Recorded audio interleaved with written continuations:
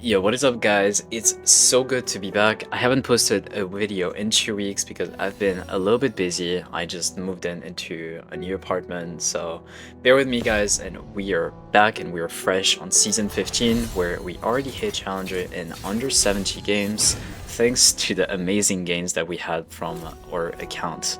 But here we have a really special video because this is a full pro lobby with names that you will recognize, and I am playing BeryL in the jungle, and I wanted to share to you like my thought process as we go into this game so that you can also understand how to carry your games, whether it's like from BeryL or other champions. So here we're playing against a Lilia, there's a Vladimir top lane, and Bessa, and a Jhin in the bot lane. So here, like what I want to do is of course invade level 2 because I'm way stronger than Lilia anyway, and Vlad cannot rotate to help the Lilia. So best case scenario, like Lilia is on her gromp and she doesn't see me, but then again, this is still a full pro lobby, so they're most definitely going to cover like the river, and you can see they're just dancing in the mid lane and Showmaker isn't even touching him, so I thought that was kind of funny. And just for the sake of this video, I am not going to do any cut, and you can pretty much realize that the video is like at 15 minutes right now. So yeah, it is no spoilers, but you can kind of guess that it is an FF15. But it's most definitely like an amazing game to show because I think, we played it pretty much perfectly against really good players. So here, I'm going to start Raptors and immediately invade the Lilia on level 2 on her blue. It's very standard to do so on BeryL. Lilia cannot invade me anyway. So I'm going to do just that. You can do your Raptors very fast by cancelling your auto attacks every single time with your Qs. Make sure to use your Qs on the wall so that the animation of the Q is smaller. The matchup mid is very 50-50 like in the early game. Like Bessa is gonna have much more wave clear, and I was a little bit scared of that, but Showmaker is playing a fairly aggressive setup with lethal tempo and ignite. Kenan's matchup is really bad for him. He's going to get pummeled by the Vladimir. One thing you want to do on BeryL is to bring the camp to approximately 500 HP, as you can see here, 400 HP, and then you want to use your Q to hit both of the camps, and you can see that it's very easy to take both of the camps with BeryL early on. It's pretty hard to mechanically do it, but if you can learn how to do it, it will definitely save you time. And here I saw that the Bessa was walking up a little bit too far away, but she was respecting the Azir a little bit too much, so I was like, yep, this has to be warded. So I just leave. My goal here is of course put pressure on the the Lilia, and make sure that she doesn't get her full clear off. I already took 2 counts from her. Here we're pretty much sure that she invaded my top side, so I'm gonna tell my team to course be careful on my bot side because she could be ganking them fairly soon. And we're playing with T1 Smash, the new T1 ADC. He's really good. I queued with him and against him a few times. He is really insane. Instead of just taking my wolves here, I obviously want to play for the Lilia. I have the red buff, so I'm very strong, and I noticed that the Lilia does not have red buff. I flash, and I pretty much expected them to flash away from me, and they did, so that's totally fine. Here I'm gonna pressure Lilia's red, knowing that she didn't take it. I'm gonna be as patient as possible. Not use my spells because I do need my CDs to go for Lilia here and pressure her. Karma does come with me. We have vision on the tri-bush, so we know that this is not warded. Natsu is here to cover, and Showmaker is a little bit late on the action here, so we do have to be careful, but we're still BeryL, and we're gonna do a lot of damage. But we know that Lilia already flashed away, so I'm just gonna cancel and then go for E. I try to get away from this by dodging a Jin's W, but unfortunately BeryL gets the kill. But that's okay, because now we have a big lead already. We have Whitsun, we have a longsword, and we know where Lilia is going to be heading at. that's really important. Like, the reason as to why I think BeryL is really strong, especially like if you can manage to pull like those early kills off, is because you're gonna know where the enemy jungle is at all times. So instead of just doing your camps, you can pressure the enemy jungler off like certain jungle camps. And you can see like she's level 4 here, but I'm not scared because I'm really strong with my items. And you can see that she is trying to kite me and she's doing pretty well, but I still have way too much damage with my low recurve bow and longsword, so I end up outplaying her. Honestly, like, this looked close, but from my perspective it wasn't because of my E. So now we're just gonna do our camps. We know that Lilia is going to respawn and she's going to be headed at bot side. Well, she's gonna go from top to bot because she knows that her Gromp is gonna be up by now. With BeryL, like, you do your AoE camps like fairly easily with your Qs, but this is something to take into account. Always auto attack Q, auto attack Q, auto attack Q to not waste any time. The main goal of BeryL is to really play her as if you were playing Nidalee. Like, you always, every single of your moves need to be like against the enemy jungler. Like, whether you want to play for her camps or you want to play to kill her, you want to deny her as much as possible. And here Mbessa with I don't know what Mbessa did here, I'm not gonna lie. But this is not a bad player, by the way. This is like BulldOg, so he reached like 2200 LP like last season on Korea. So he's been rank 1 like so many times. I just think like he thought that Lilia was gonna go in, but I don't think he took into account that Lilia isn't that strong, to be honest. I don't think he's tilted, like he never tilts. So here I'm just gonna do Grobs because there's absolutely no way Lilia can contest that, and she knows it. She tries to play her bot side, but we have T1 Smash. We're not playing with a little newbie here. I see that Vlad is a little bit too overextended. I look at his runes before I gank to make sure that he has someone airy, and he does, meaning that he has absolutely no escape from me, and this is just like the freest kill of all time. I really make it look easy, but every single of my moves do have like some thought process behind it. Like, I know you guys might say like, dude, this literally looks like a bronze game, and it truly does when you're getting fed, right? It's because everything just looks so easy, but you need to know when to make like certain decisions so you can make your own games actually look easy. So here, same thing, I'm gonna bring the blue low HP, I'm gonna smite the Gromp to bring it over to me, and just do both of the counts at the same time, very straightforward.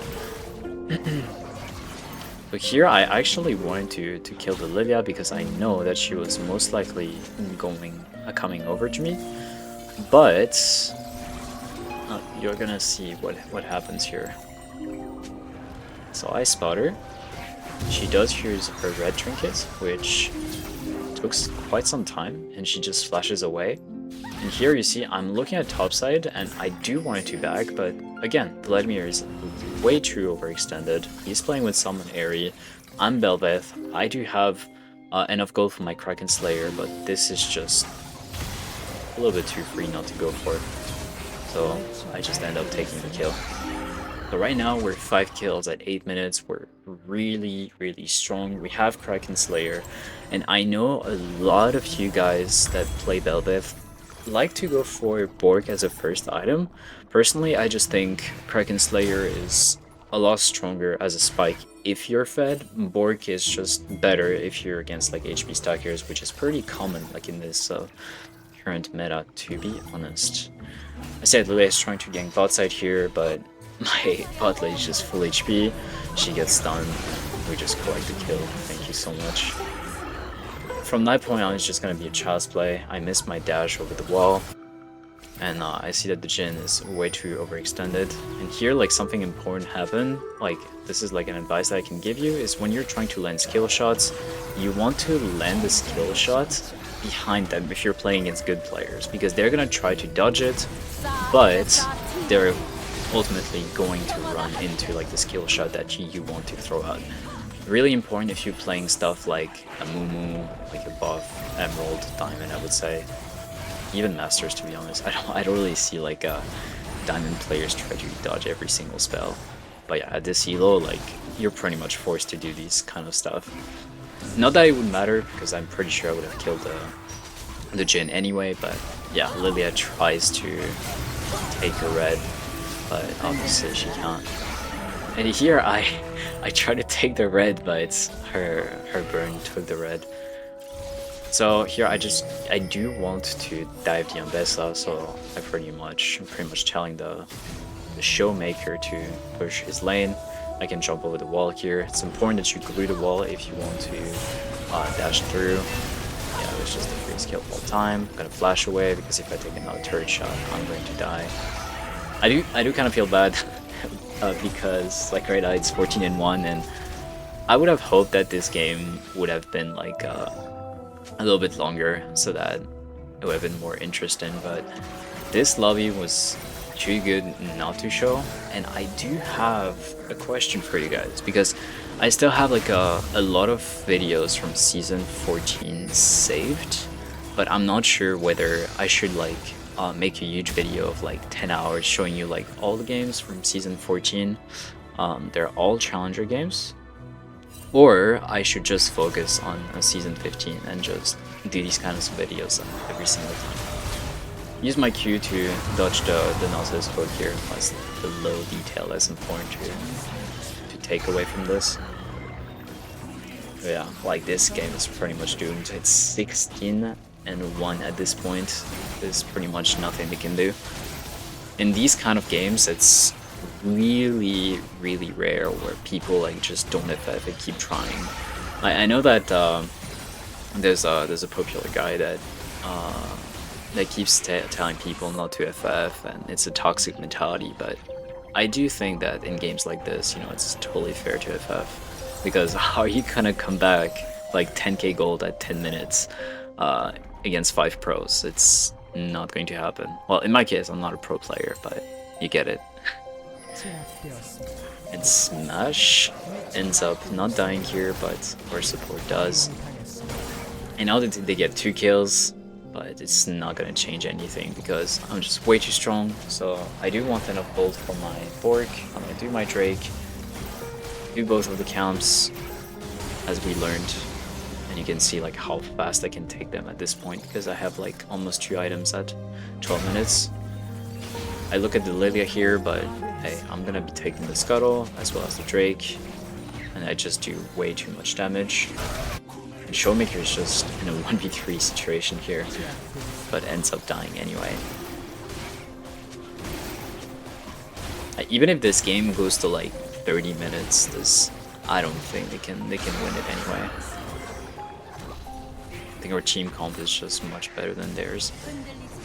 And on this side, I mean, I don't like this gonna sound troll, but like I'm just gonna say like rank 1 by the way, because he doesn't even care at this point. I totally understand it. Trust me, this guy is fucking cracked.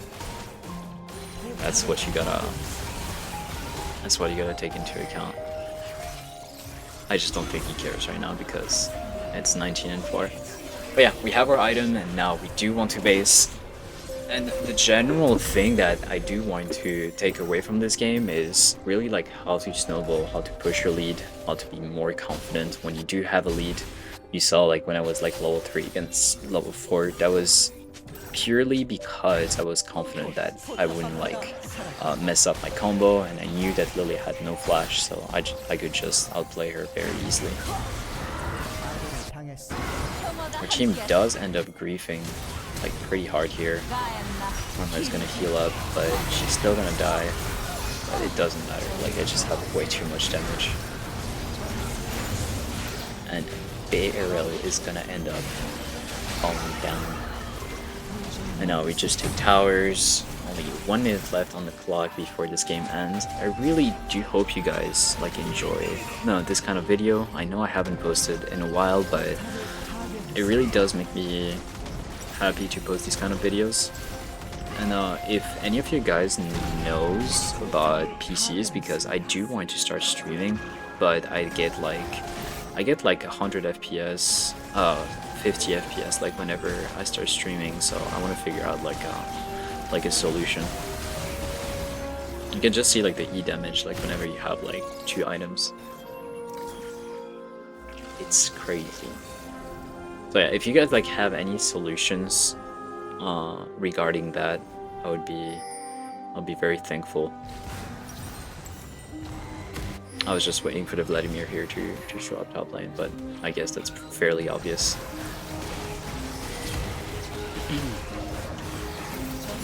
And yeah, all I need to do is auto attack him. And now they're just going to FF. Well, thank you guys for watching. I hope you guys enjoyed the video. If you did, make sure to leave a like, comment, and subscribe. And I will catch you guys in the next one. Peace. 소환사 한 명이 게임을 종료했습니다. 소환사 한